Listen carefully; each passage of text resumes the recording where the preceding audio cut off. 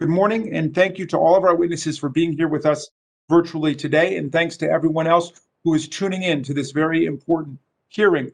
The New Deal Congress passed the Natural Gas Act in 1938 to break up energy monopolies and ensure that the federal government put the public interest front and center in energy construction projects. As the Supreme Court put it, the Natural Gas Act was, quote, plainly designed to protect the consumer interests against exploitation at the hands of private natural gas companies. In 1977, Congress created the Federal Energy Regulatory Commission, FERC, to ensure robust and independent implementation of the Natural Gas Act's regulation of energy markets. Just a year later, Congress went a step further and ordered FERC to establish an Office of Public Participation to give the people a direct voice in the workings of FERC. FERC is there to protect the people of the United States. It is there to protect us, the people of the country.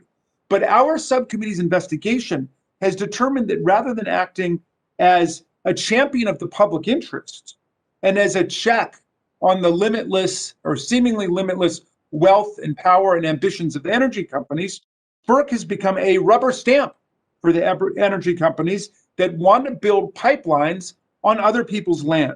In every way that we've examined so far, FERC turns out to be biased severely against individual property owners, against the citizens of the country. Here's an example. In the last 20 years, FERC has received 1,021 applications to build natural gas projects by energy companies. It has only denied 6 of more than 1,000. That is higher than a 99.9% approval rate for the energy companies. Now think about this for a second. If you flip a coin, your chances of winning are 50-50. If you do rock, paper, scissors, your chances of winning are 50-50. In a casino where we know the odds favor the house, in blackjack, it's something like 51-49 for the house. In craps, which I think is your most unfavorable bet, it's something like 60-40 for the house. But if you are a citizen landowner going before FERC, your chances are 1 in 1,000.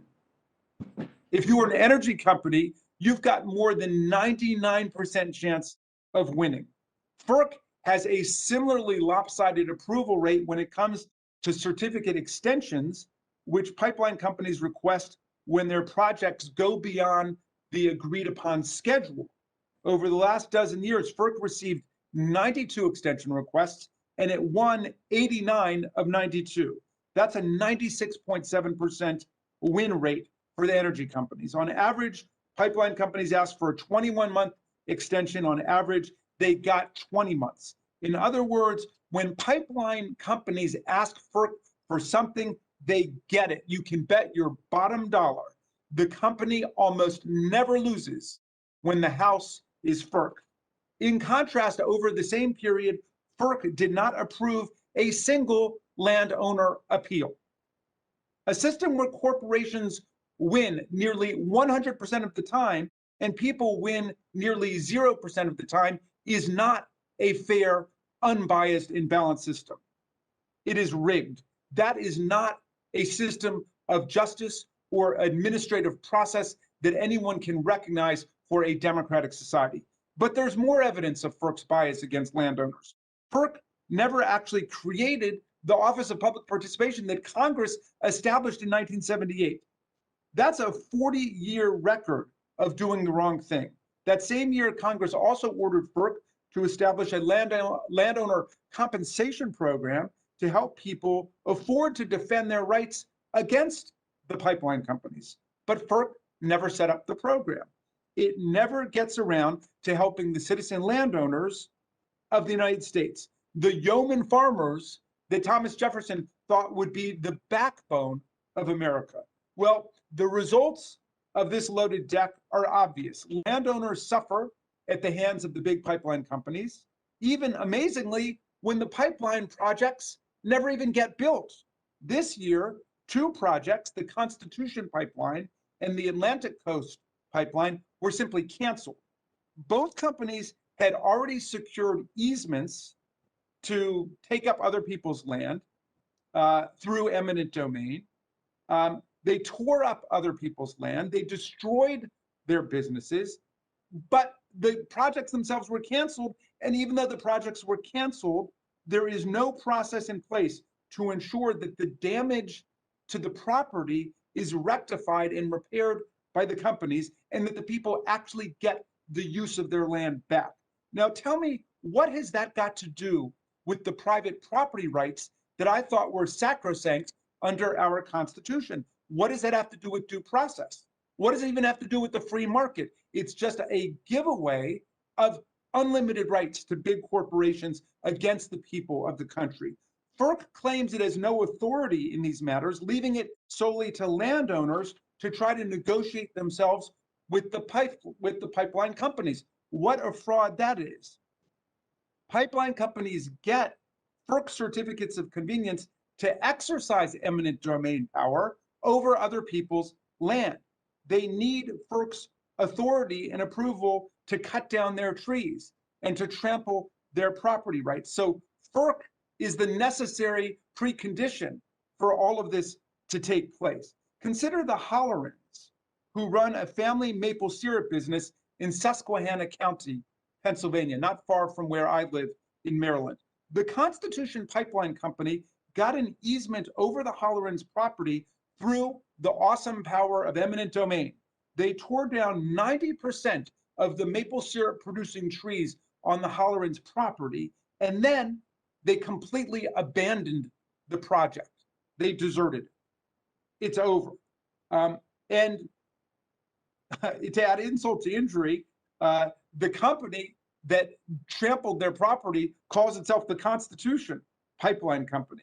But to FERC, the destruction of the Hollerans maple business is just collateral damage. They're just roadkill for their real job, which is facilitating whatever the pipeline companies want to do. FERC is an accomplice to the destruction of the Hollerans family maple syrup business. None of what happened to them would have been possible without FERC and their various regulatory fixes and approvals. Don't point the finger at state court judges who follow in the wake of the certificates of easement adopted by FERC. The Hollerans are not unique. You can find stories of family businesses being ravaged like this all over the United States of America, from farmers in Oklahoma whose land has been destroyed to a 73-year-old retiree in Virginia, unable to build a home on land his family has owned for 5 generations, where he was going to retire. These are Republicans, these are Democrats, these are independents, these are American citizens whose rights are being trampled by a combination of big business and a compliant big government working for big business. These are Americans who have a right to their property, and their rights are being demolished. FERC just clears the way for pipeline companies to trample the property rights of the people. Now, make no mistake, I believe, and the law envisions, that pipeline companies should sometimes win and can provide a public good.